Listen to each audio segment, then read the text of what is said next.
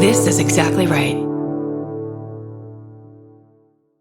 Get into the Hyundai Getaway Sales Event and get away with a deal so right, it almost feels wrong. Right now, you can get great deals on Hyundai's most popular models, including the adventure-ready SUVs like the Hyundai Santa Fe or Santa Fe Hybrid and the Tucson or Tucson Hybrid. Plus, there's the bold and stylish Elantra loaded with the latest tech. Or go all-electric with the Ioniq 5 or the Ioniq 9. So get down to your local Hyundai dealer and get away with a deal you'll love during the Hyundai Getaway Sales Event. Visit HyundaiUSA.com for details. Goodbye. The best time to think about home security is before you need it. That's exactly why there's Simply Safe. Traditional home security only alerts you after a break-in has already happened, and that's too late. Simply Safe is changing that. Simply Safe's US-based live agents identify threats on your property and help deter them so intruders never get to your house. The system is customizable so you can build one that fits your home and your specific needs. The 24/7 professional monitoring is effective and affordable and won't lock you into a long-term contract. I think that's what's so scary for so many people is that long-term contract. And like, what if it turns out you don't like it or need it, but they don't have that because they know you'll like it and you'll know that you need it and feel so much safer when you have it. Like at this point in my life, I would never go without a security system on my house. I just feel safer with actually having Simply Safe around. There's a whole staff at Simply Safe that's waiting to talk to you and help you out. Right now, you can get 50% off your new system by visiting simplysafe.com/MFM. That's half off at simplysafe.com/MFM. There's no safe like Simply Safe. Goodbye. Vacation planning should feel like a breeze, not a deep dive into countless travel sites searching for the best deal. With Cheap Caribbean's Budget Beach Finder, you can search every destination and every date all in one search. You'll save time and money with the Budget Beach Finder. Say goodbye to endless scrolling and tab hopping and hello to Budget Beach Bliss at your fingertips. Go to cheapcaribbean.com to try out the Budget Beach Finder and see just how stress-free vacation planning should be. Goodbye.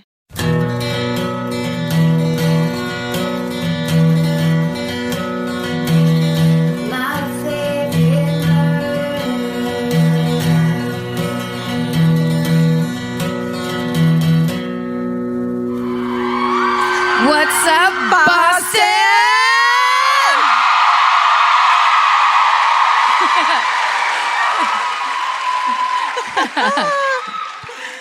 It seemed like you weren't going to start it, so I just started it. Yeah. I was waiting for you. Were you doing a dramatic hold? Well, I couldn't remember if we decided to say Medford or Boston. I think it's Boston, right? Yeah. I mean, should we do another one, too? Yeah. Let's do one for Medford, too, just in case they're sad. What's up, Medford? What's up, Medford?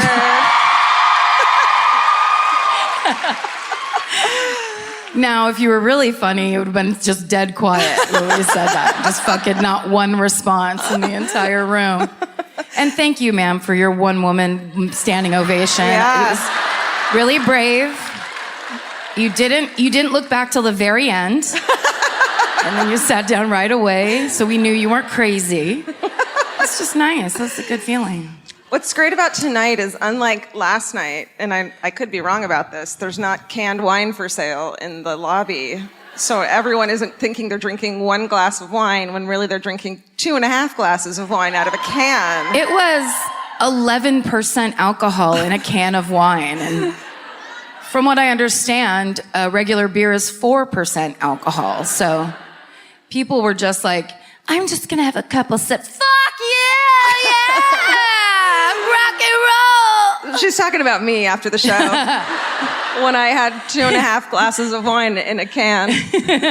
Georgia had 6 cans of wine last week. I barely made it here today.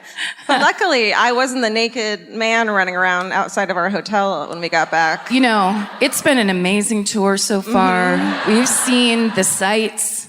We've seen everything the East Coast has to offer, including a man who lost. His shirt was off, and I watched him step out of his pants and then turned and went, naked guy on the street. Should we hold here should we pretend we're going through our purses at the trunk and just hang out for a second?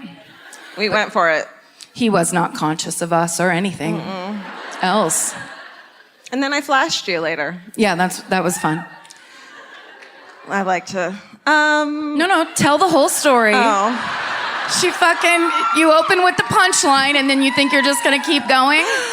Well, then I got to my hotel room and I opened my bag of stuff and it was Karen's bag of stuff. And I looked at my phone and Karen's like, oh shit, you have my bag of stuff. Let's trade. And I was like, I'll come to you.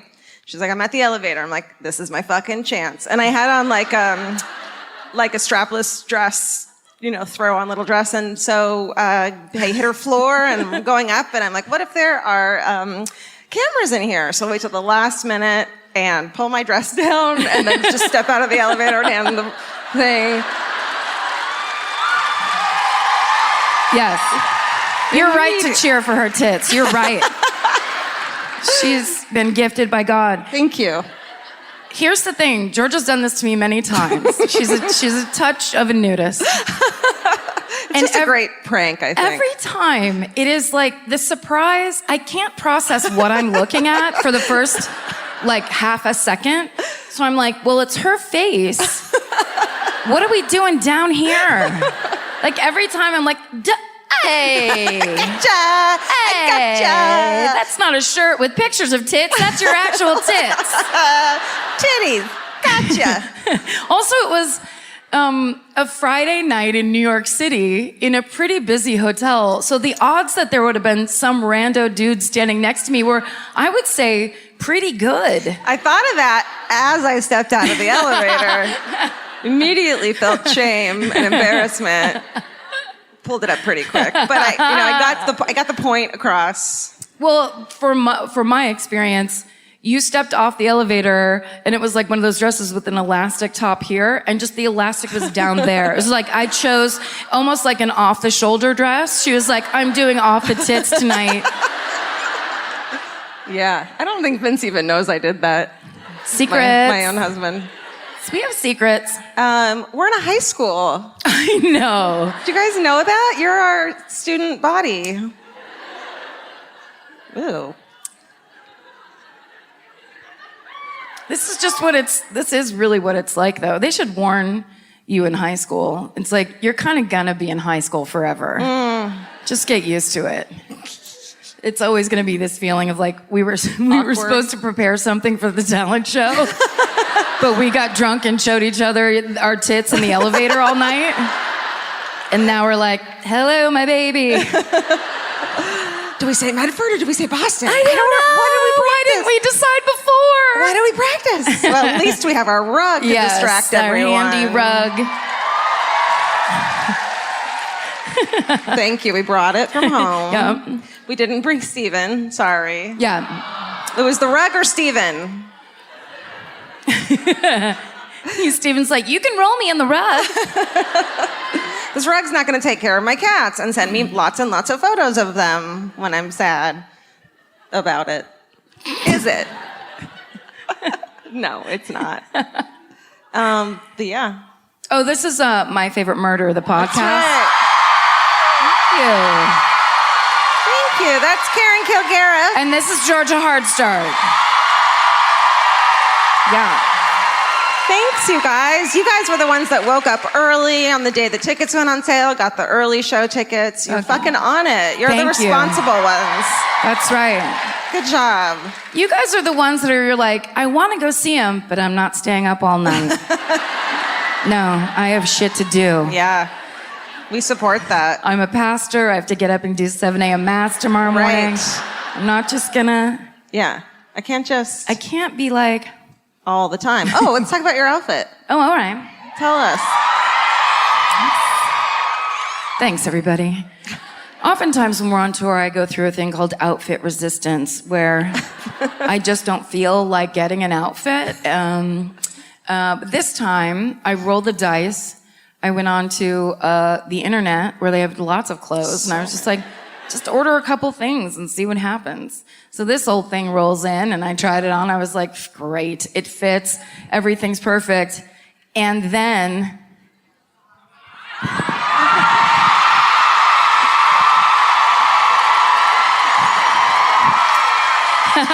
Thank you so much.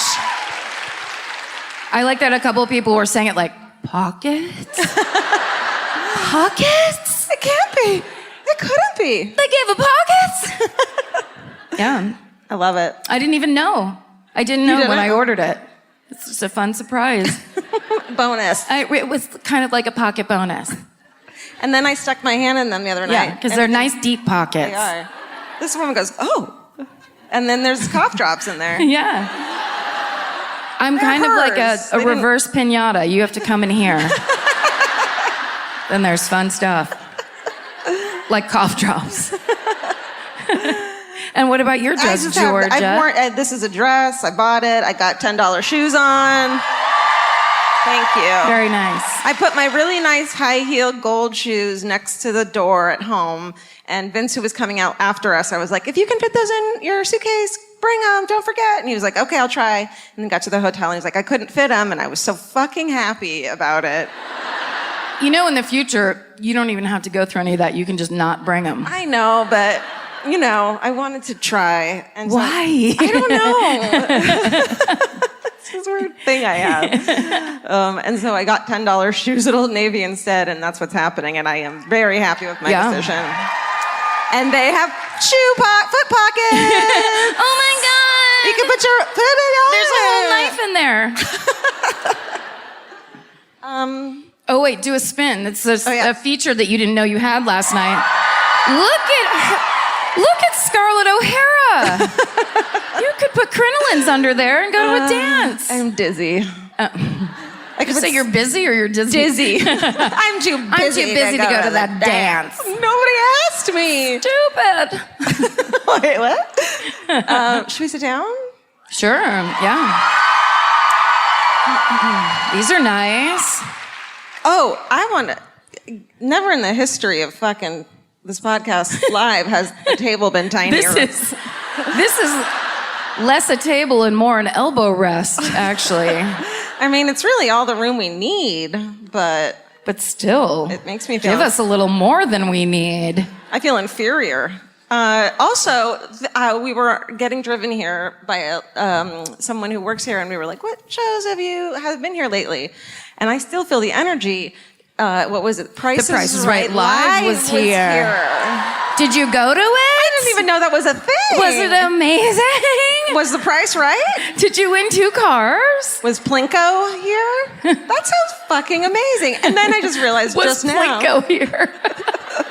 Did Plinko come? Oh my God. Did you get a photo with Plinko? But then I just realized I could actually go to the Price is Right actual show. Yeah, in our hometown. In our hometown, but I was really excited about it being here too.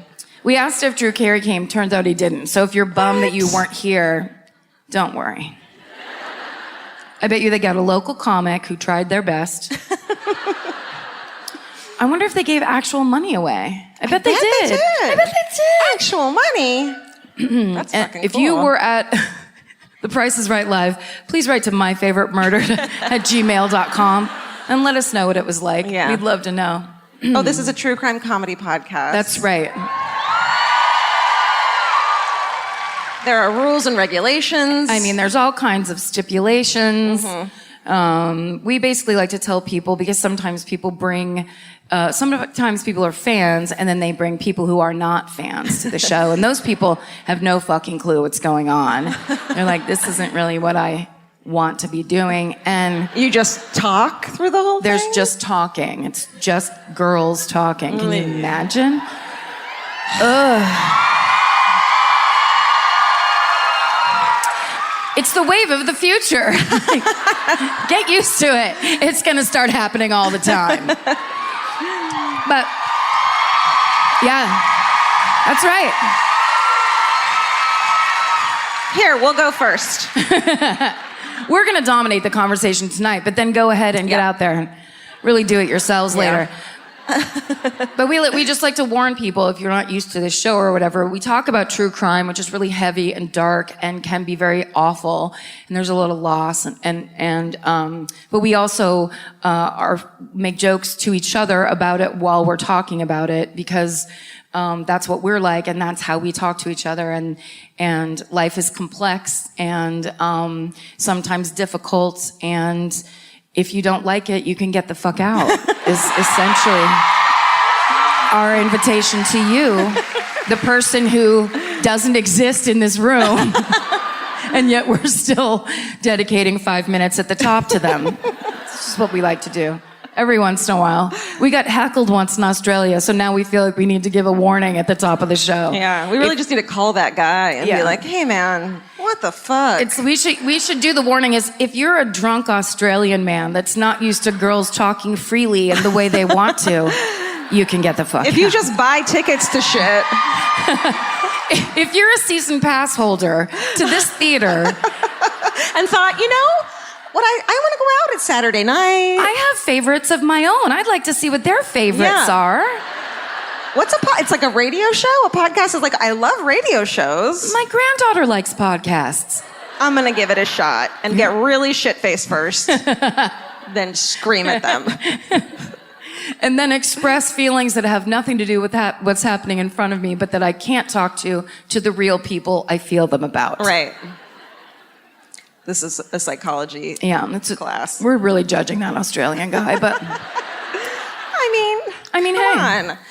Support for today's episode comes from Square. Nobody starts a business because they love payroll. Or invoices. Or business. And that's why there's Square. Square brings your payments, inventory, scheduling, staff, online orders, and reporting together in one connected system. You can take payments in person, online, or on the go, and track sales and inventory in real time. Instead of juggling a bunch of different apps, Square keeps everything connected behind the scenes, so you're spending less time fixing problems. Whether you're just getting started or growing your business, Square is designed to grow with you without complicated setup, contracts, or hidden fees. If you're starting a business or running one that deserves better tools, Square helps you sell, manage, and grow without slowing down. Right now, you can get up to $200 off Square hardware at square.com/go/MFM. That's SQUARE.com/GO/MFM. Run your business smarter with Square. Get started today. Goodbye. The Hulu original series Furious is coming to Hulu and Hulu on Disney Plus on July 27th. From Liz Merriweather, the Emmy-nominated executive producer of Dying for Sex and The Dropout, comes a gripping psychological thriller. Starring Emmy Rossum, Furious follows Alice Black, a rookie FBI agent on the hunt for Catherine,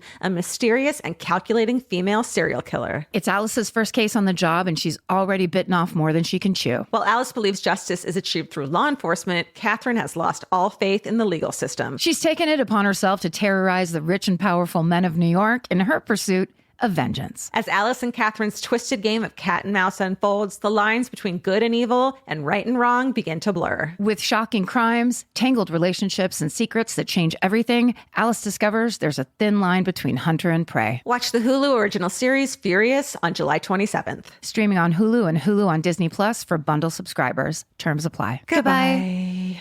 In the summer, healthy habits are easy to keep. Until you leave the house. You walk out the door, and the next thing you know, you're barefoot and feral in a gas station candy aisle. That's why Kachava makes it easy to maintain your routines. Kachava is an all-in-one nutrition shake, and now it comes in new travel packs. Every packet gives you a simple shake with protein, fiber, vitamins and minerals, greens, probiotics, omegas, electrolytes, and more. They're easy to toss into a bag, easy to take on the road, and a simple way to stick with your normal wellness habits, even when your schedule changes. Man, that Kachava matcha in the individual packs is like my dream snack. It's exactly what I need and want in between the not great meals I'm eating for lunch and the snacks I would have had anyways that are terrible for me. This is something I feel like I'm treating myself when I take. You're treating yourself to vitamins, fiber, all these things that your body really wants and needs and kind of craves that it does seem like it takes a big effort to get. So now you're getting it all in one packet and in a little drink you like. Take your daily ritual with you. Go to Kachava.com and use code MFM for 15% off your first order. That's Kachava, KACHAVA.com, code MFM. Goodbye. Who goes first again? I think it's you. Okay. All right. I'm first tonight, guys. Thank you. All right. You know what that means? You have the table. Can I please have some room? I'll just be over here, kind of fucking freely in space, table. thinking about my Spanx. Okay. Let me talk to Spanx about different panels in the front, more military grade. stuff that, Some NASA shit going on. one of those ones that gets this up here. Oh, yeah. Why don't they have those? Yeah, the slip I have on that's basically sausage casing was just like, we're going to pull everything in. And I'm like, not the tits. I need that. They're like, no, the tits have to go too. Yeah, I Have need to. all the help I can get. Sorry. I didn't mean to touch your paper. I don't want you to see the name of it because then you would know that I'm about to do the Parkman murder. Ooh. Ooh. Great. Thank you. Spooky Halloween. Okay. Yeah, this is the murder of George Parkman. Okay. You guys probably all learned about this in your Boston history class or In this very building. This very building. When you went to high school down the hall. Well, then this will be just a refresher course for you. Hang in there. I got a lot of info from the internet, but also, you guys have a local history podcast called Hub History, and they have a lot of good info on that too. So, fucking shout out to them. Okay. So, mid-1800s. Yes. There we are. Great start. That's what we like. Everyone loves it. The smells, they're everywhere. And then the bloomers and stuff. Yeah. There's bloomers hanging from everywhere. gas post. Yeah, you just throw your waste into the street with the horses. Okay, so there's this dude named John Webster White. Okay, he's a doctor. He's from a well-connected family. He's a lecturer at Harvard Medical College. So like hoity-toity and shit. Mm-hmm. I know the type. Chemistry instructor at the medical school. He had his own laboratory. I went to Harvard. Mm-hmm. No, I didn't. You drove by. I did. The wing called Santa Monica City College. You know. Okay, he's an instructor in the laboratory. Okay.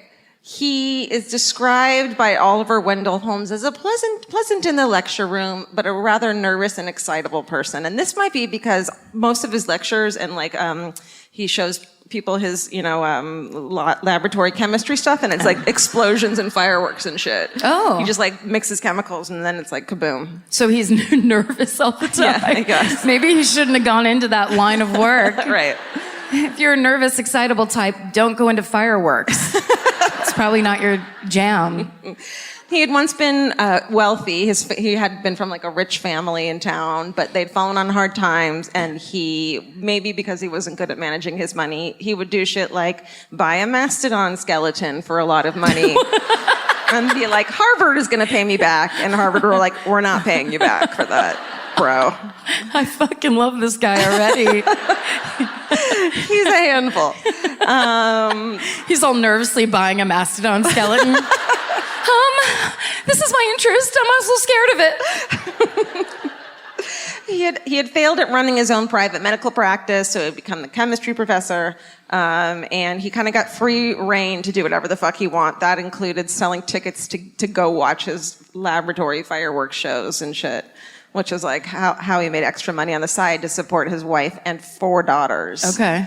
And they, I guess, were like used to like living it up in the high life because they had been rich and now they weren't anymore. So he was like short on money. I don't like that he's blaming his wife and kids because this motherfucker bought mastodon skeletons. Yeah, I was going to say. I don't think it's... If you're short on money, go ahead and give up that mastodon skeleton. Yeah. Even used, you could probably get $5-10 for it. Absolutely. Wouldn't you think? So they'd been forced to give up the mansion that they had built in Cambridge, but they were leasing a house that his family was pissed that they weren't living in luxury, as I said. So he was in debt to a lot of friends. He had borrowed money from friends. Nervously. Okay, so then this brings us to the next dude we're going to talk about. It's George Parkman. So he's born in 1790. He's the 9th of 11 children. It's a lot. And his father at one time was one of the wealthiest men in Boston. So this is another fucking hoity-toity, highfalutin family. He's super smart. By the time he's 15, he's enrolled at Harvard to study medicine. 15? Yeah. Ugh. That's when you're supposed to be smoking out by the railroad tracks. Take it easy, friend. Trying to look at girls' bloomers and shit, right? he was into mental health, and he was concerned about the poor treatment of those in asylums. So he was always like, even though his colleagues were like, who fucking cares? We're rich. He was like, no, we should give a shit. And so he also treated the poor people in South Boston during his free time. Poor people. South Boston, poor people. We've seen your movies. We know who you are. Wonderful, wonderful accent.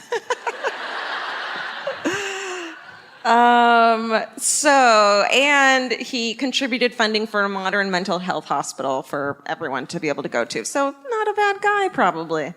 He was in charge of his family's trust. They had maintained their wealth, so they were still rich as shit. And he was engaged in real estate investment and speculation, whatever that is. It's just where you pretend like you know stuff. Right. It's like, I'm going to buy that. I bet it'll be worth a lot of money someday. Yep. Not mastodon skeletons. Bury the mastodon skeleton in it, and then it'll be worth tons of money. That's smart. And that also meant that he was in charge of collecting rent for all the buildings around Boston that he owned. So he was like kind of a cheapskate, so he like wouldn't even get a horse. I guess it's like someone not getting a car these days. I don't know. And so he would just walk, and he's like a well-known figure walking along the street in Because he walked Boston. with his hands up by his face like that? Yeah, as a matter of fact, let me show you a photo Okay. first of John Webster White. Is it? Yeah. Oh, God. I'm scared now. Don't be. Wait. Fireworks. Oh, no. It's not working. I think you pointed that way, yeah. This way? Okay. If only. It's not working, and I don't want to show there we go. Oh, son of a... Okay, is that him? I'm scared to show your murder on accident. Don't worry about it. Okay. I know one's coming. Okay, that there is John Webster White. Okay, this is Nervous Fireworks Mastodon? Yes. Okay. You can see it in his eyes. Yeah. You've met this guy before. He looks like his hair has been blown forward from an explosion. He is early Bieber adopter, Yes. but then also he looks like a Los Angeles agent with the smallest possible glasses that you Yeah. could buy at the store. All right. Furrowed brow, and then... Son of a... Oh, no! Okay. I'm the nervous one now. You didn't see that. Okay, so here's George there he Parkman. is. He doesn't do the walk again, because look at how he actually walks. No? What did I do? I don't remember. Oh. Right. So he'd wear a top hat. He had a fucking insanely huge jaw. That was like one of his character He was traits. constantly arresting himself. Yeah. He was lean and tall with a protruding chin, and he wore a top hat. Okay. So that was his thing. That checks out. And he has, I was just going to say that, so shut the fuck up. God damn it. Tiny feet. So I'm so mad at you right now. And he had tiny feet. And in closing, he had tiny feet. That's what I was going to say. The tiniest. He was worth about $500,000 in 1849, which is like $12 million today. For real? Yeah. Wow. Probably. Oh. Is that your guesstimation? That's what Hub History said, and I stole it. Okay. So he was kind of a penny pincher when it came to transportation. The guy with the chin? Yeah. So he's the one walking around collecting rent, and he's rich as fuck, all these things. He was a penny pincher, but he was really generous with loans and with people who couldn't pay rent on time because they'd lose their job or had problems. So he'd be like, no problem. But then he would also was super strict about loans too. So he would be cool with it, but then he would be really hardcore with the date that they were going to pay him back and crazy interest as well. Yeah, that's how you get them. That's exactly how you get them and how you're gotten. Okay. So these two dudes are friends here. They had met at Harvard as students, so they were friends and they knew each other, their families knew each other, etc. Sometime in 1842, Webster Mastodon got a loan of around $400 from Parkman. So in today's money, that's around $10,000. Jesus. That's a lot of money. Mm-hmm. So time goes on. Webster's not able to pay Parkman back. Parkman is a total dick about it. He's like following him around on his errands, being like, when are you going to pay me back? He'd go to his lectures. But with his hands behind his back. When are you going to pay me back? Right. Give me that money. And he'd go to his Webster's explosion lectures and sit in the back and just be like, you know, you owe me money and shit. He told everyone how much Webster owed him, which I'm sure is embarrassing when you were once a wealthy person and not anymore. Mm-hmm. I wouldn't know. And then, okay. So he also raised his interest like crazy. And so now Parkman... So he's still in debt to Parkman, and this is like 7 years later, but he still needs money. And so Webster goes to Parkman's son-in-law, this dude Shaw, and he's like, look, I will sell you my fine cabinet and collection of mineral collections. So it's actually like worth some money, but I'll sell it to you because I need the money. And I mean, isn't a mineral collection rocks? Don't know what that. Okay. Yeah, Mastodon. You may have my rocks. There, I've paid you back. Right. So he was like, I'll sell it to you. And Shaw was like, I don't really fucking need a mineral collection, but I feel bad for you, so sure, I'll buy it from you. And the problem with this is that Parkman, way back when he gave him that $10,000 in today's money loan, the collateral said mineral cabinet full of rocks. So it was valuable. Yes. Okay. And so if Webster was to default on his loan, he had promised him that cabinet, which he had just sold to someone else. So the loan at this point, 7 years later, so it had gone from $10,000 in today's money, now it's $60,000 7 years later. That's kind of unfair, right? No. How do you ever pay that back? Well, you don't borrow money you don't have, and then you don't have that problem. Yeah. Or at least not from that fucking guy. Yeah. Get a guy with a better percentage. That's a great idea. Okay. I've solved it. Thanks so much for coming tonight, everybody. This is the True Crime Comedy and Banking Podcast. We call it It's Just That Easy. And then Parkman fucking finds out about the mineral collection, trick. And he is fucking pissed. And apparently he had a little bit of a temper, too. So what happens? Well, shortly after this, Parkman, our chin guy, disappears. Oh. Okay.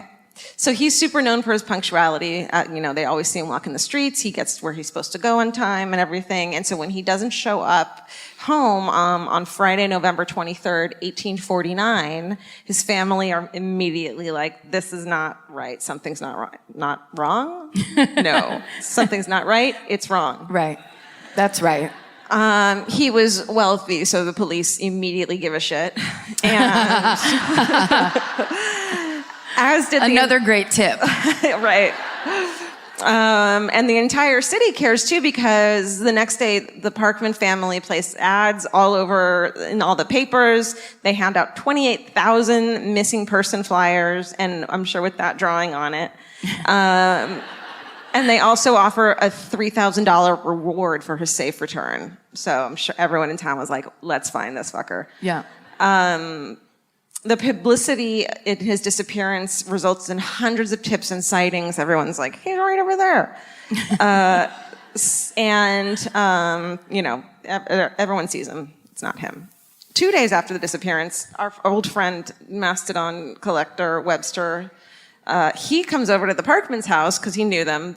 They were family friends, knocks on the door, and the wife of Mrs. Parkman's like, oh, he's come to, send his condolences or whatever. Instead, he's like, hey, I saw him the afternoon he disappeared. We had an appointment, or like a week before, or maybe the day of. It's confusing. It's very unclear. It was so long ago.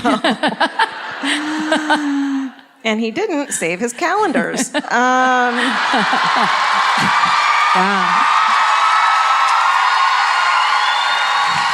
Nice one.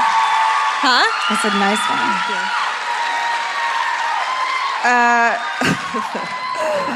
So he was like, well, he came to visit me at my offices, those weird laboratories that I have in privacy at the medical school. And guess what? When he was there, I paid him all the money I owed him back, and then he left. Okay, well, great to see you. Yeah. Thanks for dropping by and Right. And just he said- squaring up the whole story. Right. So he said, like, if maybe he had the money on him, was on his way to the bank and got robbed or whatever. But either way, the loan is paid. See you later. Yeah. Just cross my name off that list. Right. Yeah. And so Mrs. Parkman was like, hold up. You know, she's not stupid. She would call the cops, and they were probably didn't call the cops. They didn't have that. Did they? I don't know. She pulled a weird string, and then a series of bells went off down the street. Right. And it's like, a wealthy person needs us. Let's Yes. go figure it out. Yeah. And so police were told about the weird encounter, and they kind of looked into it. They did some basic searching of Webster's office, but he was like, don't look in that cellar directly under my laboratory or in the bathroom. And they would have had to cut through a stone wall to look in there. So they were like, okay, we won't. Goodbye. Great. Yeah. But instead, they began dragging the Charles River and Boston Harbor, looking for a body. They don't find anything. And then meanwhile, everyone in town is like, you know what we should do is let's find a poor person to blame for this, because that's more likely. And so enter the janitor. His name is Ephraim Littlefield. He was what's called a swamp Yankee of rural origins. That's problematic. I I know. don't like it. That's what Wikipedia told me. Very nerve-wracking. Mm-hmm.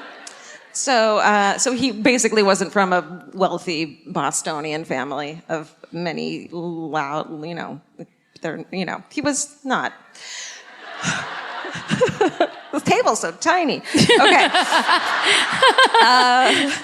The tiny table's spinning. It's really fucking me up.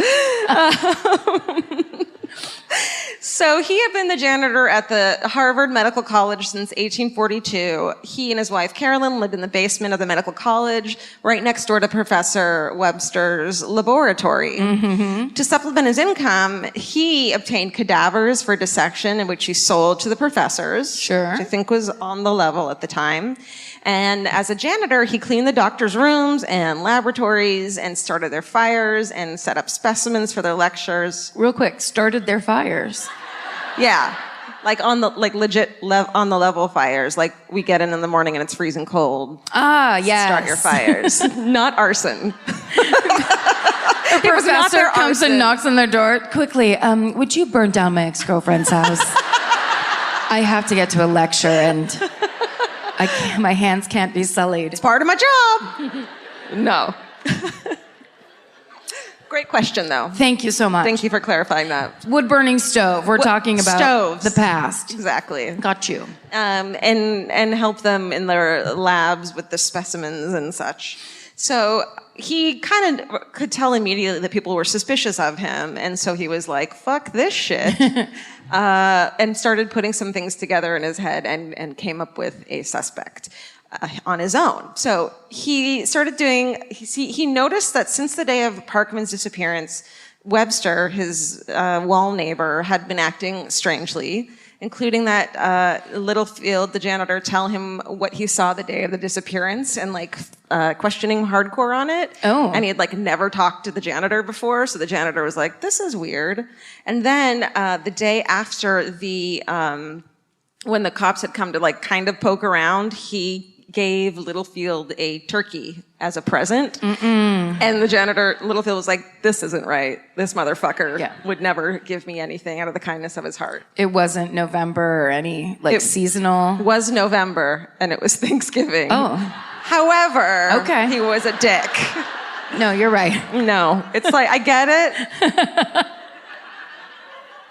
I mean, if it was April and someone gives you a whole turkey, run away. But no, so he's suspicious of the generosity. Yeah, something's going on here.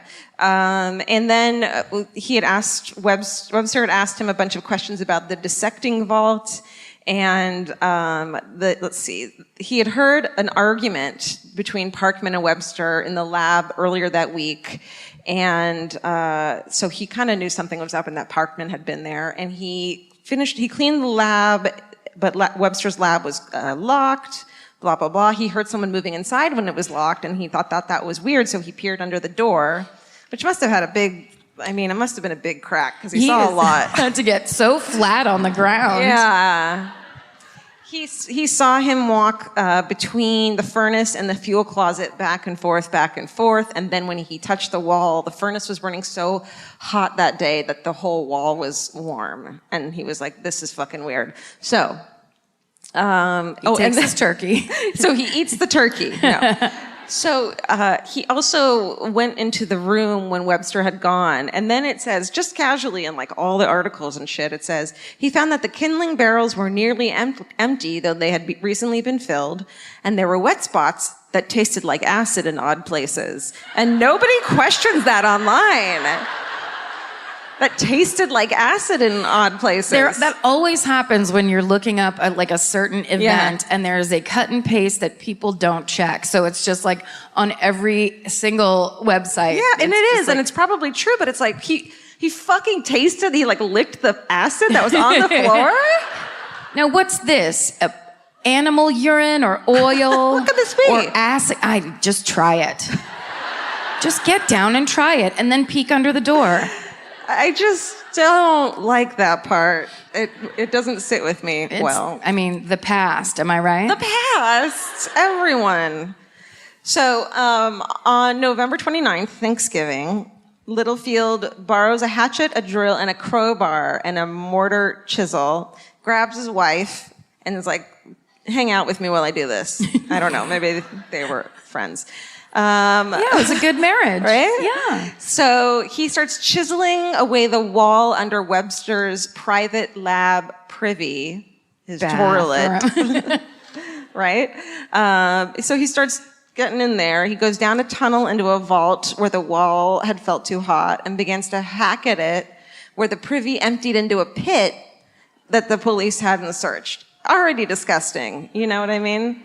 But they don't really, it's just so privy. Okay. So he goes through 2 layers of brick, eventually manages to punch a hole through the wall, peers in, it's totally dark, his eyes adjust to the light, and he sees something protruding from the ground. Turns out to be a human pelvis. Oh. He also spots a dismembered thigh and the lower part of a leg. Upper and lower leg. Just like that whole entire leg. Right. Yeah. Every part. All parts of a leg. Even the middle. That's right. Some call it a knee. Not me. So he's like, at this point, he's like, all right, I'm not gonna, my wife's, getting sick, maybe, I don't know.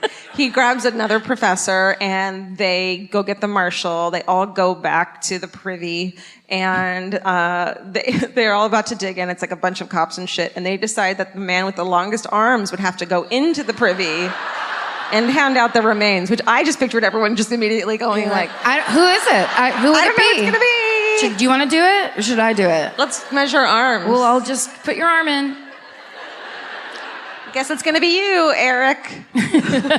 Eric Long Arms, that's what they call him. The long arm of the law. Thanks. Wow, applause on that? I don't know about that. I'm kind of with you. I mean, I don't want to take it away, but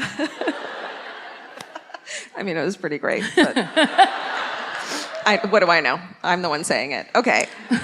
So he goes in, some poor Eric Longarm goes in, and he hands out the pelvis, the right thigh, and the lower left leg. Then they go over to where the furnace is, and in there is a jawbone and teeth. I know. And then they're like, do you guys smell that smell coming from that closet over there? And they're like, yeah. So they go over it's the privy, right? No, it's not the privy. They go and they open it, and they find a trunk. They open it, and in the trunk is a torso and thigh. Ugh. Yeah, and so they go and arrest Webster, and they take him to jail on a charge of murder. He denies any knowledge. He says that the janitor must have done it and is blaming me for it. He then takes a pill that he had been carrying with him. It turns out to be strychnine, but somehow it doesn't kill him. And I don't understand that because they're like, he was, in all the articles, it was like, he was too excited to die from the strychnine. I'm like, I don't think that's how strychnine works. Maybe he was just too excited to die. Maybe he wanted to pop it in and couldn't catch it or something. I don't know. It just didn't work on him. Maybe he'd just been inhaling too many fireworks like fumes over the years. That's probably it. That's it. So he survives and goes to trial. The Webster Parkman case reaches national headlines, becomes one of those popular murder trials of the 19th century. Newspapers are fucking all over this shit, day by day accounts. And rich people are like, it wasn't our rich dude. It must have been the janitor trying to set him up.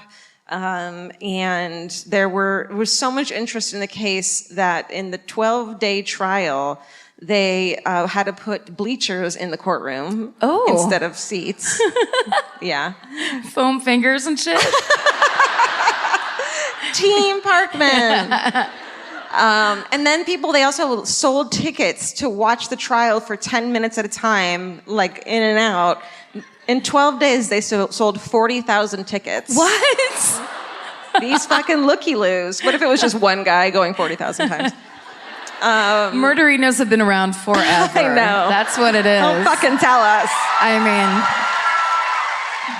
The records show that about 60,000 people attended the trial at some point or another. And so the trial is one of the first in American history where forensic evidence is presented. Because they brought in, defense and prosecution brought in medical experts to testify. And because they didn't have the head, they were like, how can you be sure it's him? It might not be him. And it fucking totally was him. But so they had the jawbone, though. And so they brought in a dentist named Dr. Keith.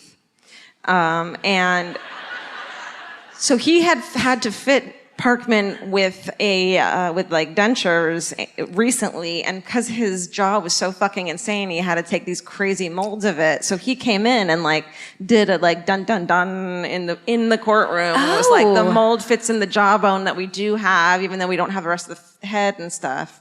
So it was totally him. So the picture where his jaws sticking out, like that was the real deal. Yeah. That was a real quality that he had. That's right. And then it came into play at the end. Yeah. Did you do that on purpose?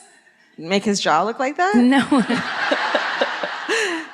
Like, talk about the jaw in the beginning and then later and that. Yeah, totally did that on purpose.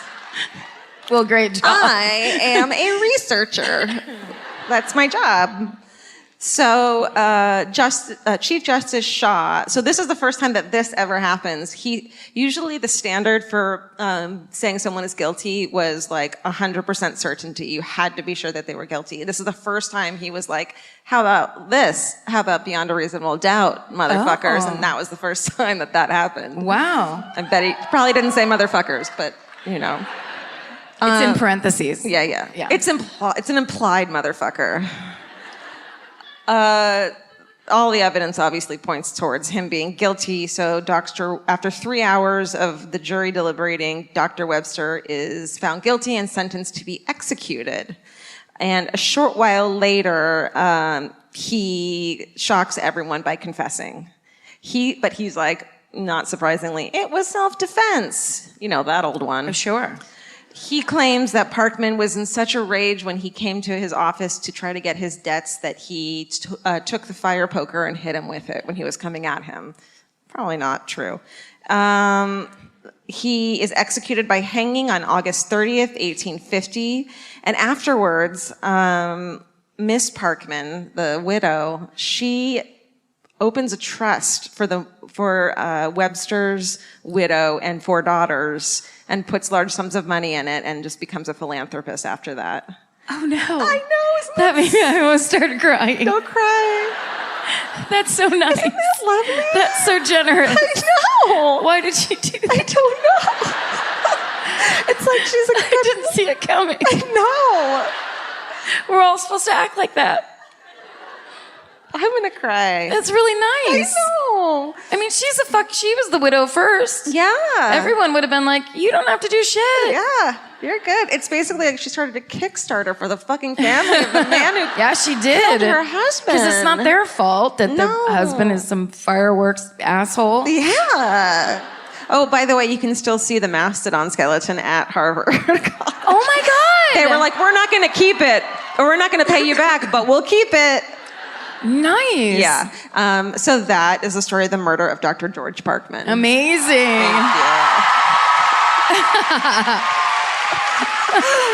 Thank you. Thank you. Widows helping widows.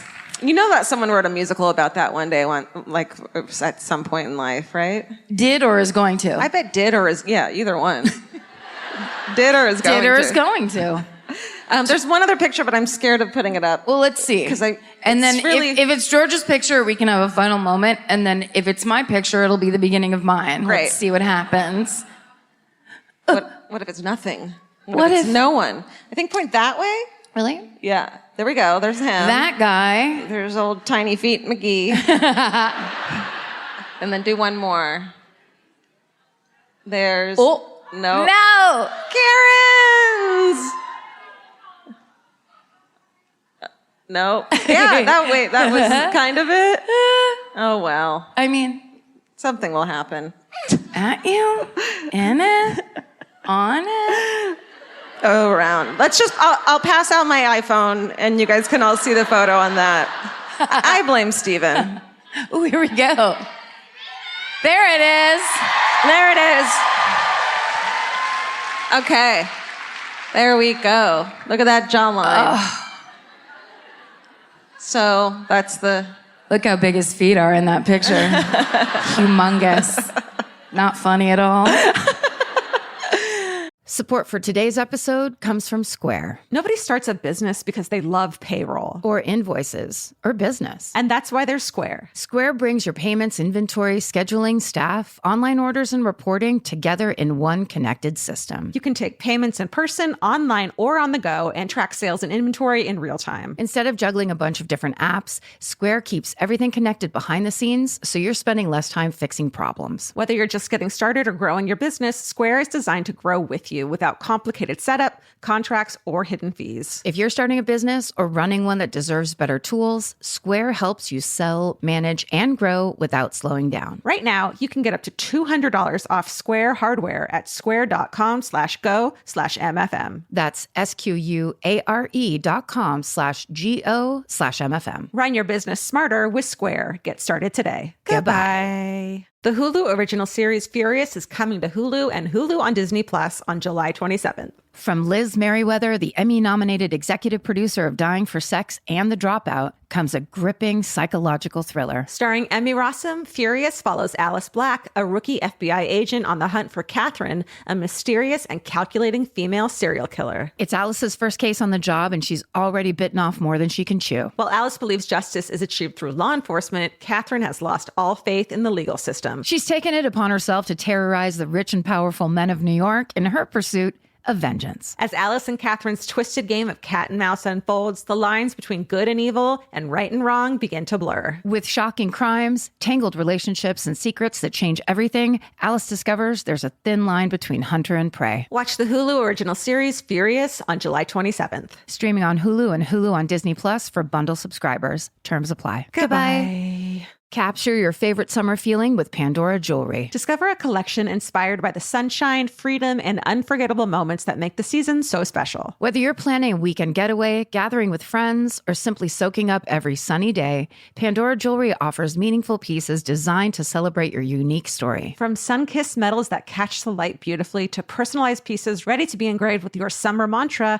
every detail is crafted to help you express yourself with confidence and style. Explore charms, bracelets, rings, necklaces, and more, thoughtfully designed to complement every adventure and occasion. Each design moves with you, from beach days and road trips to rooftop dinners, golden nights, and every memory in between. Layer your favorite looks, mark life's meaningful moments, and create lasting reminders of a season you'll never want to forget. Find the pieces that reflect who you are and where this summer takes you. Shop Pandora Jewelry's new summer collection in-store or online at pandora.net and let your summer unfold. Goodbye. Okay, let's see what mine is. What's yours now? Let's see How could it be? if it works. What is No, it? not that. No. It's the Great Molasses Flood of 1919. Oh. I feel like Let's just leave it on him. People who don't listen, we're not cheering for people getting hurt. Yeah, that's a good Remember the lecture Karen gave you before. We're cheering because we want Karen to tell us the story. Tell us our. What are you doing? Still? Just the visuals. Okay. Oh shit. Yeah. Okay, great. Okay. Tell us a story. Tell Now, us a bedtime story. Here's the thing. I was preparing to do. I was looking into a different one, and as I did, it dawned on me that this truly is one of my favorite stories of all time. And it really is. I think the first time I saw it was probably on like Mysteries at the fucking Museum or some late night weird shit like that where I was like, wait, is this real? It is the craziest, worst story that's also oddly funny and bizarre. It's so Boston. It's so Boston. Isn't it? It's just like, what happened to everybody with what item? Okay. All of my information is cut it and pasted from Wikipedia. Like, so crazy, you wouldn't believe it. Please donate. We owe them so much. So this is a 50-foot molasses storage tank. That's fucking huge. 50 feet. And it stands at 529 Commercial Street at the Purity Distilling Company facility in Boston's North End. That motherfucker contains... Tell me a secret. Tell me a secret. How much does it contain? I'm gonna tell you so much about molasses. How many shots did it take? You guys.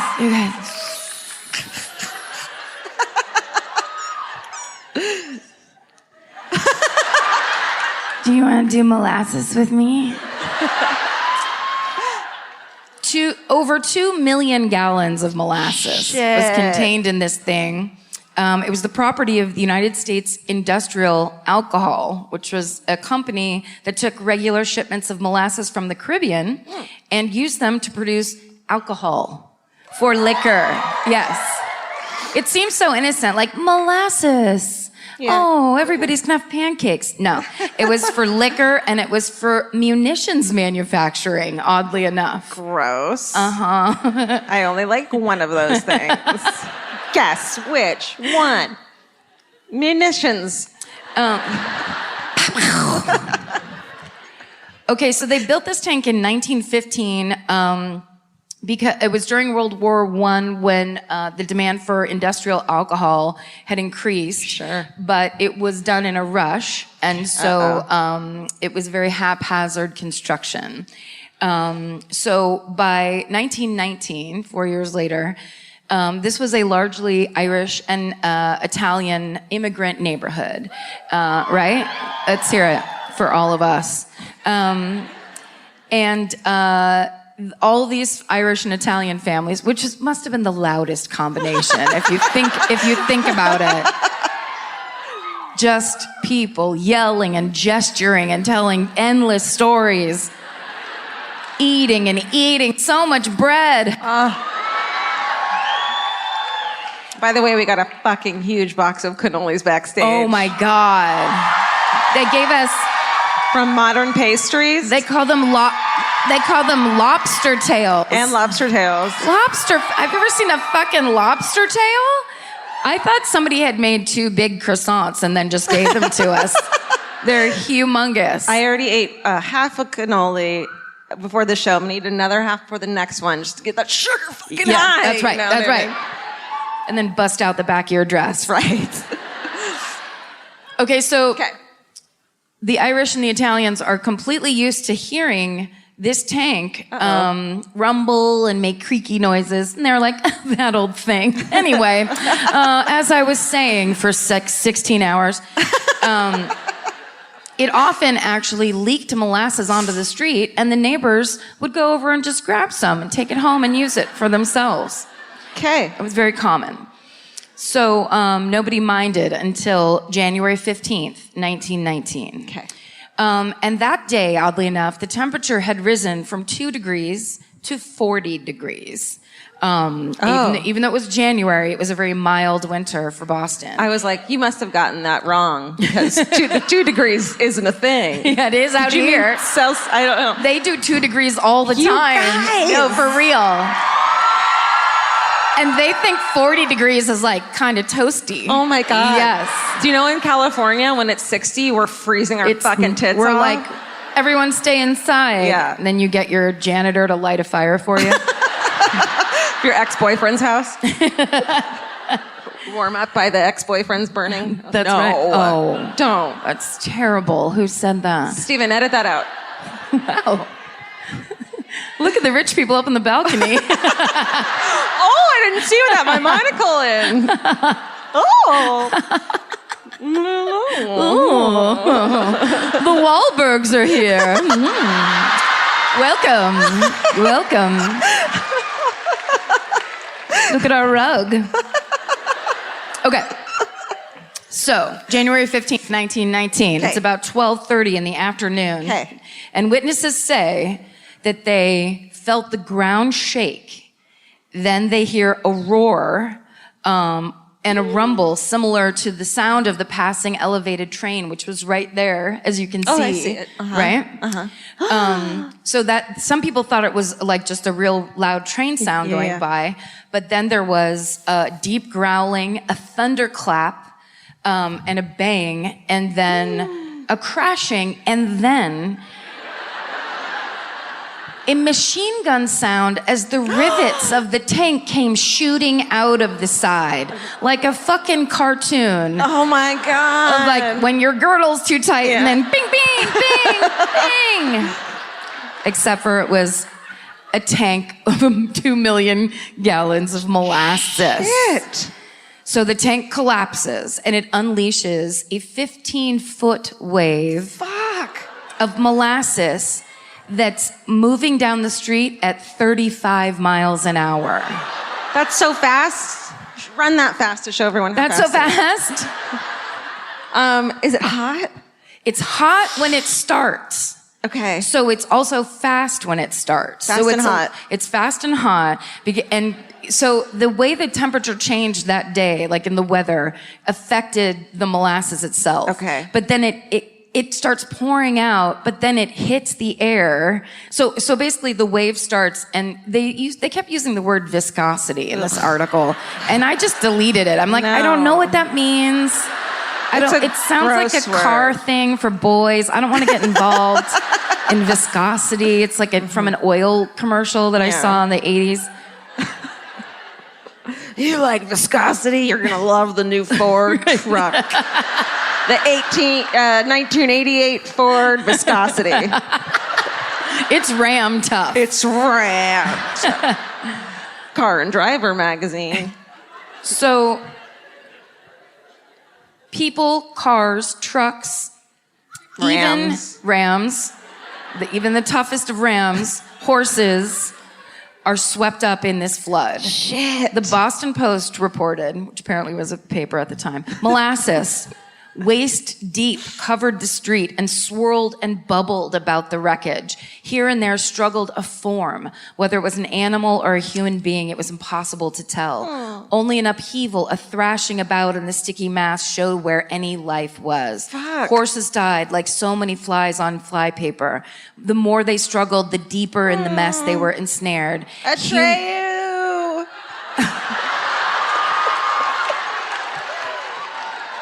Don't you think? The never-ending story. Remember that? Remember that? Remember how sad it was? So sad right now. Go on. Sorry. Also, human beings died. Oh, right. Sorry. That happened too. Oh no. That's literally. I know.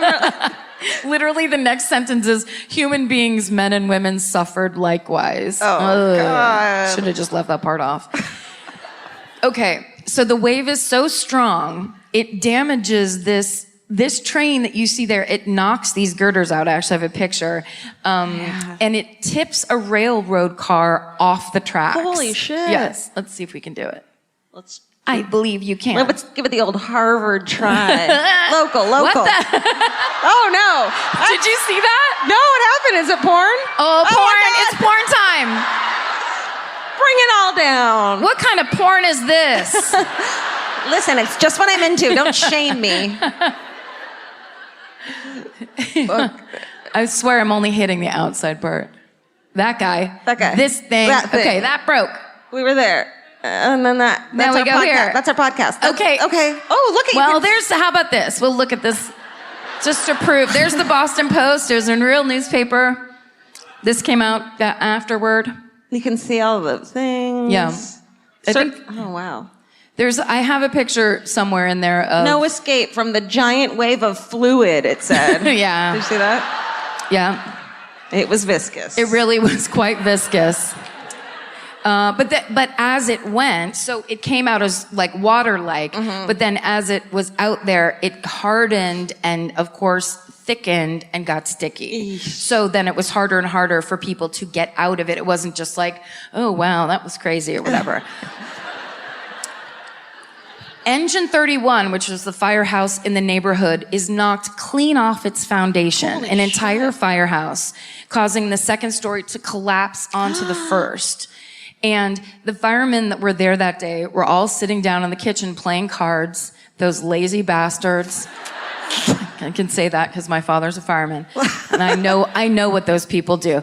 I spent my entire life going, Dad, can we please have cable? And he'd be like, no, we have that at the firehouse. You don't need it. That was his answer to everything. You won't like it. You don't need it. I forgot your dad was a fireman. I was like, don't say that. I can't say anything to a fireman. It's the greatest. Anytime my dad's complained, I've said this on the podcast before, but anytime my dad complains or is an asshole of any kind, we're like, oh, America's hero is upset. Oh, America's hero. But here's the thing. So all the rescue people, the cops and the other firemen from around the city, they're there within minutes. And they start this rescue, and so they actually get in, and even though the second floor is collapsed onto the first, they managed to rescue and save all but one of the firemen. So that was actually kind of miraculous. The nearby Clardy house, that's my cousins are the Clardies, so this is my favorite part, even though it's horrible. The nearby Clardy house, meanwhile, is swept away and dashed against the L train platform. Martin Clardy, having just woken up, watched his home crumble around him before being thrown into the current. It has a current. Jesus. He said, I was in bed on the third floor of my house when I heard a deep rumble, and when I awoke, I was in several feet of molasses. He nearly drowned in a gooey whirlpool before climbing atop his own bed frame, which he discovered floating nearby. So he had to use his bed as a makeshift boat. Fuck. Then he rescued his sister Teresa, and my aunt Teresa was Teresa Clardy. Isn't that crazy?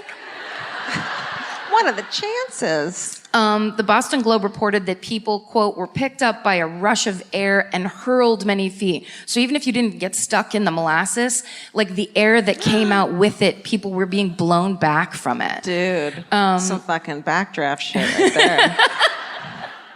there.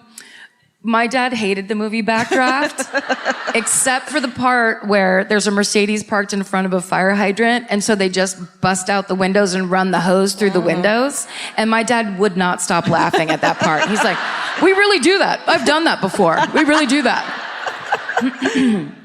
But he didn't like any of the make-out parts. Okay.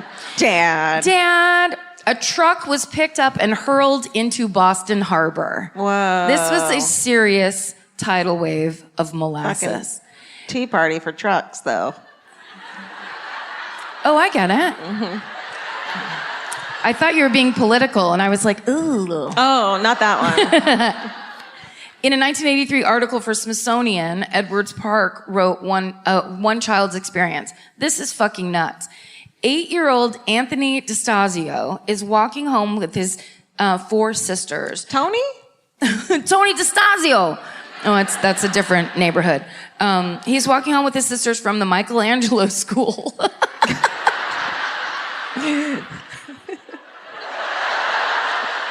That's racist. Send the Italian kids to the Michelangelo school. Yeah. And send the Irish children to Whiskey High School. It's what's gonna happen.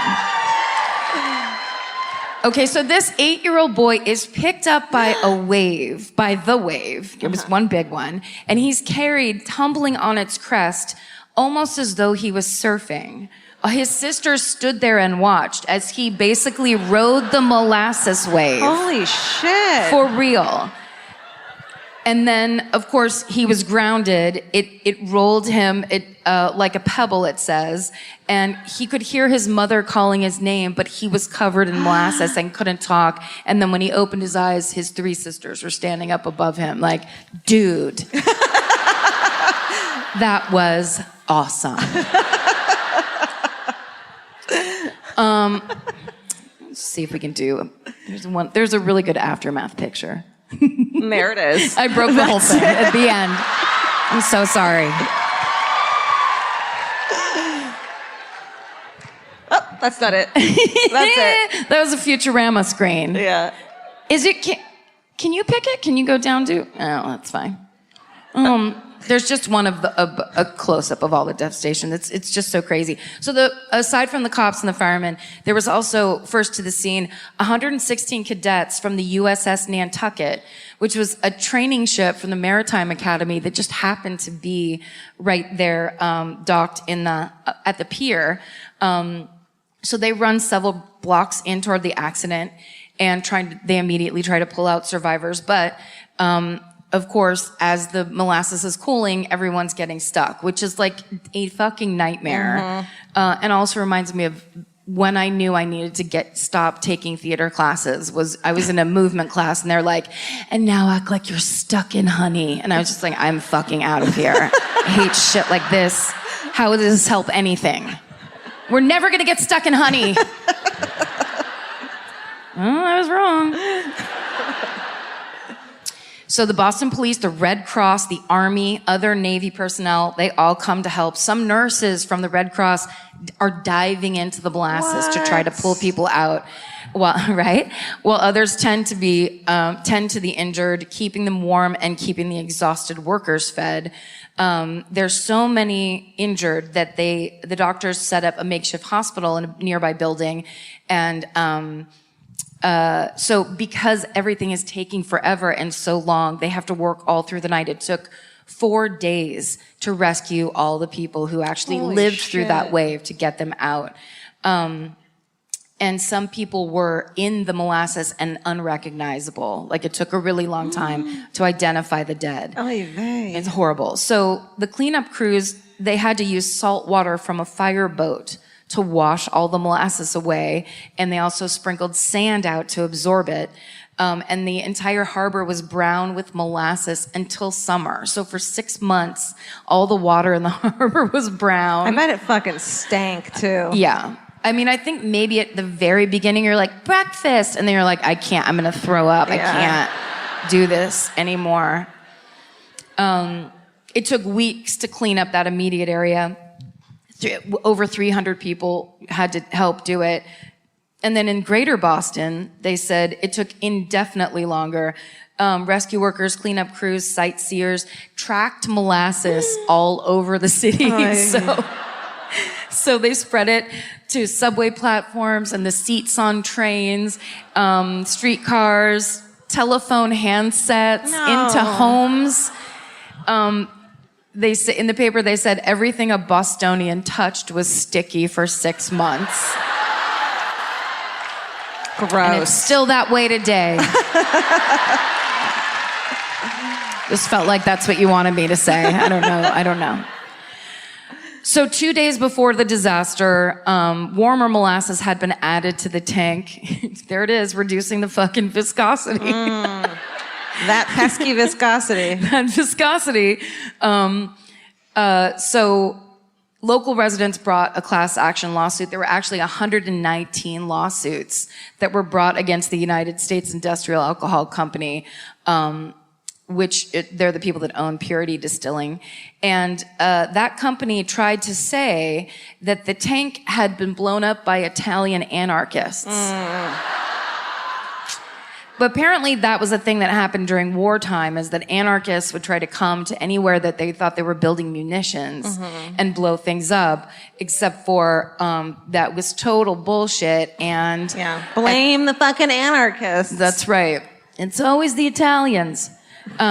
But a court-appointed auditor found that USIA was responsible after 3 years of hearings.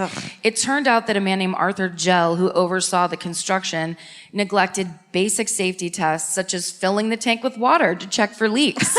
Just didn't do it. That sounds like step one. Yeah, no. He was like, can we just fill it with molasses and see what happens? When they did fill it with molasses and the tank leaked so badly that they just started painting it brown so that no one could see how it was leaking out on all the sides. Shit. That was their solution. One guy was like, just put your finger in the hole. That's the solution. You stand there, you stand there, you stand there.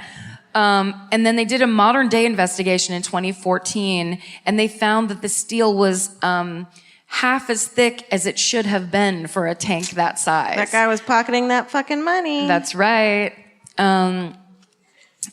So let's see. The United States Industrial Alcohol Company ultimately paid out $600,000 in an out-of-court settlement, which is $6.5 million today.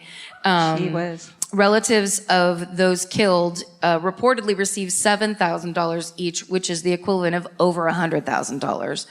And some authors believe that the main reason that molasses tank was so full is because the 18th Amendment, which was going to enact prohibition, was being ratified the next day on January 20th, 1919. So they were just trying to make as much fucking alcohol as they could before prohibition started. And then they could make that sweet black market money. It's prohibition again. So I'm laughing, and now I have to say this part. Over 150 people were injured. And people actually had coughing fits for like a month afterwards because of all the alcohol and stuff that was in the air, the chemicals that were in the air. And 21 people died that day. Most of them were from the nearby paving yard.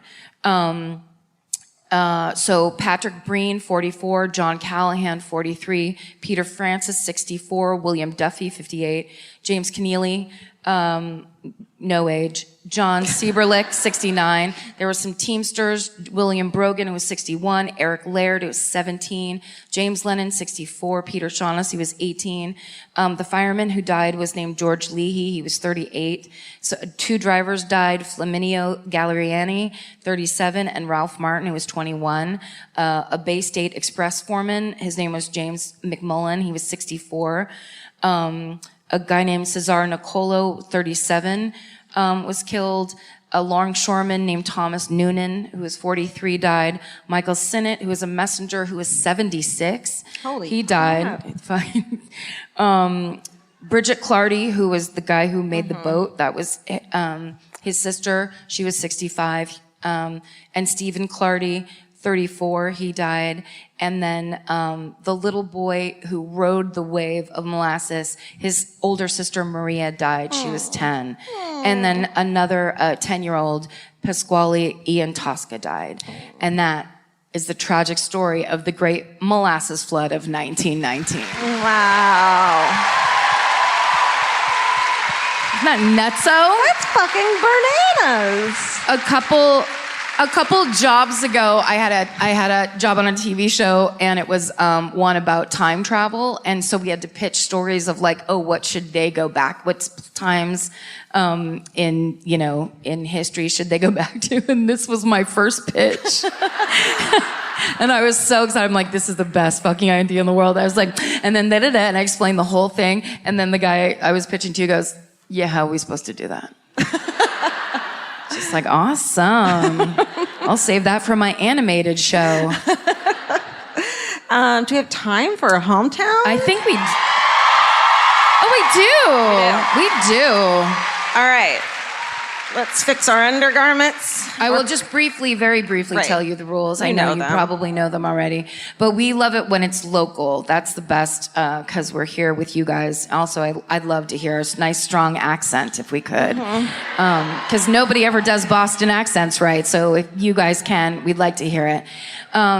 Please don't be so drunk you can't follow your own train of thought. It's just boring. Know the details of your story, please. Have a beginning, middle, and an end. The end is really important because if you just go, I don't know what happened to him, it really bums people out.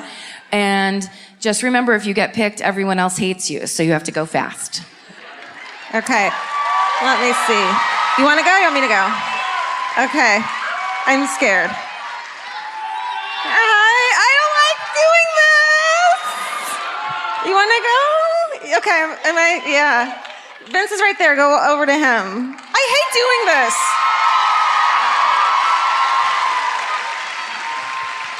Yeah. Uh-oh, Karen's got a cough drop going. We're about to party. Do it. I can smell it from here. Yeah. Oh. Which Hi. way? Here she comes. Hi. Oh, hi. Hi. What's your name? My name is Rachel. Hi, Rachel. It's Rachel, everybody. Hi. Nice. Let's send her up. You guys match. I almost wore those shoes. I have them. Aren't they comfortable? So comfortable. Oh, sorry. That's okay. Okay. Where are you from? I've lived here for 5 years, but I'm from Connecticut. Boo. I know. But listen, I'm kidding. Don't boo her. you can drive 3 hours here and end up in another country. It's not like California. I know. So my hometown is the story of Tracy Thurmond, and it was made into a Lifetime movie. So my dad went to high school with a woman named Tracy Thurmond, and she dropped out when she was 16 to take care of her ill mother. And her mother passed away, unfortunatately. I'm like so nervous. I can't believe I'm up here. I know. That's wait. so crazy. Can we have the lights up so she can see No, what don't the whole? show her. No, So her mother passed away, and she was like, whatever, I'm going to travel up and down the East Coast. I'm going to do what I want. It's the 80s. And she went, I don't know, somewhere down south, and she met a guy named Buck, which is red flag number 1. Sure. Because his name is Buck. Yeah. And they were waitressing, or well, I guess just she was. She was waitressing, and they moved all over the place, and things started getting icky. And she was like, I don't like this. I want to move back up to Connecticut. So she moves back up. He comes with her, and they get married. And she's like, I don't know why I'm doing this, but I'm going to marry him anyway. Things start I relate. Yeah. Sometimes you have to. Yeah, sometimes you have to. So she, things start to escalate a little more. He's abusive, and because it's the 80s, everyone's like, it's not our business, even though it is their fucking business. Right. Mind your business, everyone says. Yeah. Don't do So that. they eventually get married, they have a kid and stuff like that, but then they separate. She's living with her friend, and he's living, I don't know, in a fucking shithole, hopefully. And they're fighting, and then one day he serves her with paper, or she serves him with papers, and he's pissed. And at this point, this is the mid-'80s, and it was June of, I think, 1986, and between October of 85 and June of 86, she'd called the cops on him like 20 times because he was stalking her, all this other stuff. So he's coming up there, and she's like, for fuck's sake. So she calls again, and my hometown is like the size of this auditorium. It's not big at all. So the cops are like, all right, we'll get there. And the cops don't get there, and he stabs her. And she goes outside, and she's like, oh no. So she's yelling, she's running around the yard, trying to get everyone's attention. And he's still coming after her. And then the cops show up and are like, well, what is going on here? So they decide the best course of action is to take the knife and detain it. Not the man, they take the knife and they detain it. The cop walks down this long driveway with the knife and is like, well, this is the problem, we gotta get this out of here. And puts the knife in the trunk of the car. Meanwhile, poor Tracy is not doing well in the yard. The guy goes inside, he gets the husband goes inside, he gets the kid, he's like torturing her with the kid, all of this stuff. The ambulance comes. He's still trying to get at her while she's in the ambulance because the fucking cops haven't detained him for some reason. She's in the hospital for months and months and months and months, and she survives. And she is the first woman to sue an entire city and to sue... Fuck. Yeah. And to sue an entire police department. She wins $1.8 million. And I don't have a magazine, but in 80s money, like, I think that's a lot. That's a lot of money. And she went on to help, like, go into domestic violence work and all that stuff. Sometimes my dad sees her at the grocery store and gives her a hug. Fuck yeah. And her shithead husband only got 7 years. But, like, Shit. I mean, she made history, so I guess, I don't know. Fuck yeah. That was a good ending. All right. Well done. Love a survival story. Hell yeah. Oh.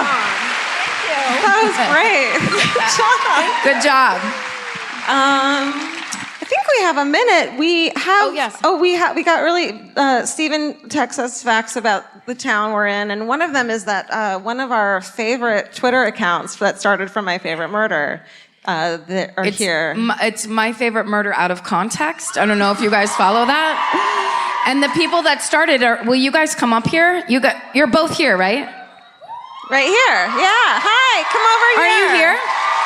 Here they are. We get to say hi to them. If you're Go over to where Vince is. you have to go where Vince is. And he'll bring you up here. It's his job. Yay. This Twitter feed is so exciting because I go on there. When I went up the first time I read it, I was reading it and laughing out loud, and I looked at George and I go, we're really funny. This is good. It was the first time Karen was like, I like what we say. Hi.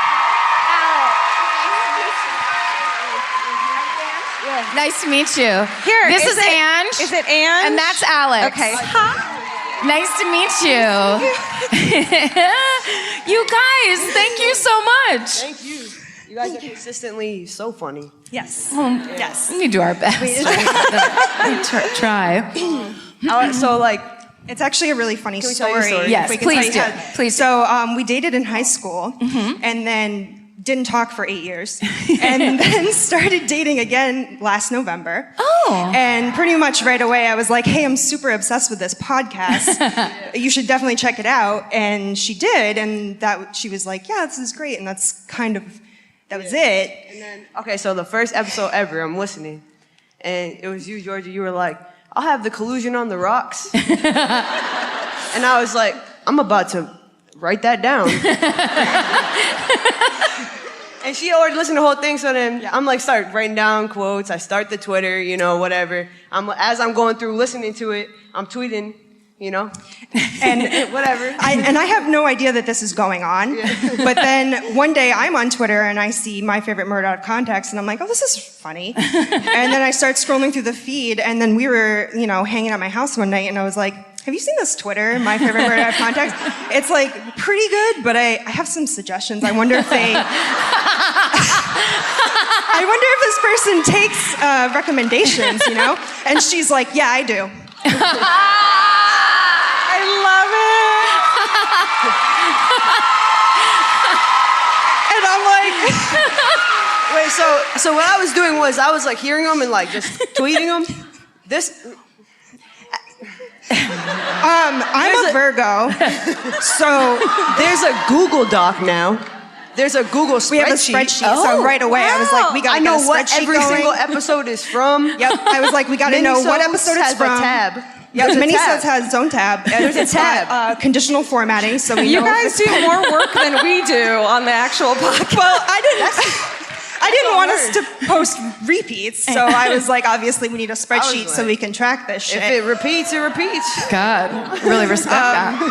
So now every week we listen to the Minisode of the episode, Yeah, it's and we crazy. both write tweets down and put them in the Google Sheets. Thank you so much. Thank you. Yes. Thank you.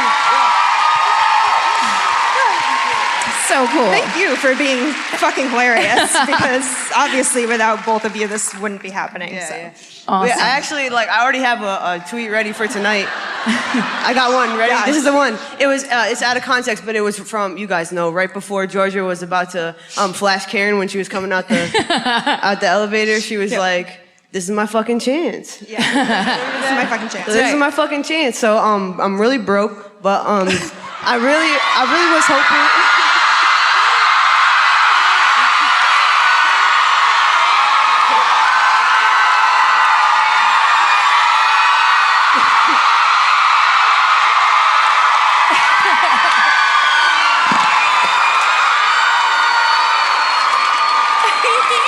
Ring pop. She asked me to get a ring pop for her earlier, and I was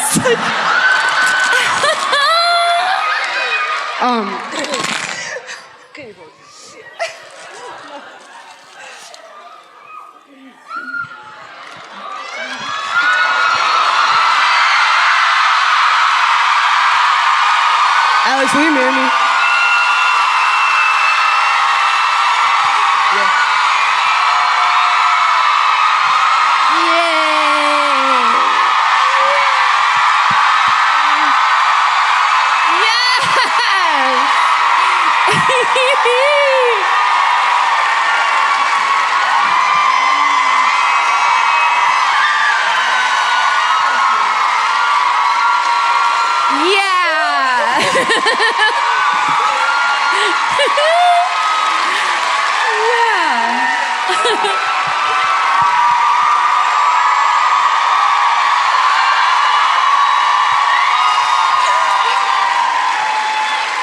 Oh my God. Well, congratulations, you guys. I mean, I'm shaking. what a beautiful thing.